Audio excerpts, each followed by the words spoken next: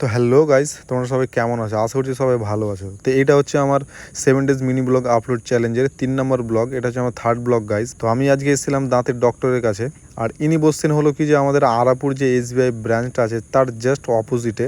তো চেম্বারের দিকে আমি চলে যাচ্ছি। চেম্বারের ভিতরে আমি গিয়ে এখন বসলাম গাইস। তোমরা দেখতে পাচ্ছ আমি চেম্বারের ভিতরে অলরেডি এখন বসে আছি। আর সামনের দিকে দেখতে পাচ্ছ এখানে ট্রিটমেন্ট অলরেডি চলছে। হ্যাঁ, ট্রিটমেন্টটা অনেকক্ষণ টাইম লাগবে, তাই আমি এখন এইদিকে বসে বসে একটু টাইম পাস করছিলাম। তো বসতে বসতে আমি ভাবলাম যে তোমাদের একটু আমি সামনের দিক থেকে দেখিয়ে দিই যে ট্রিটমেন্টটা অ্যাকচুয়ালি হচ্ছে কিভাবে। এই দেখো গাইস, ট্রিটমেন্টটা অনেক পেনফুল ট্রিটমেন্ট গাইস। কেন যে ট্রিটমেন্টটা হচ্ছে কি যে দাঁত দিয়ে যে রক্ত ঝরা বা দাঁতের মাড়ি বেড়ে যাওয়া, ঠিক আছে, সেইটাকে ক্লিন ওয়াশ করা হচ্ছে একদম কমপ্লিটলি ভাবে। ট্রিটমেন্টটা একটু পেনফুল ট্রিটমেন্ট গাইস। আর এই ট্রিটমেন্টটাকে অ্যাকচুয়ালি কি বলে আমার সঠিক হয়তো জানা নাই। তোমাদের জানা থাকলে একটু কমেন্টে আমাকে বলে দিও গাইস। তো দেখলে তোমরা ট্রিটমেন্টটা কিভাবে হচ্ছে। Happy teeth happy life, don't panic, I am dentist. তো গাইস আমি বসে বসে একটু বোর ফিল করছিলাম, কেননা একটু টাইম লাগছিল, তাই তোমাদের আমি একটু এদিক ওদিক ঘুরিয়ে ঘুরিয়ে দেখিয়ে দিচ্ছিলাম জাস্ট টাইম পাসের জন্য।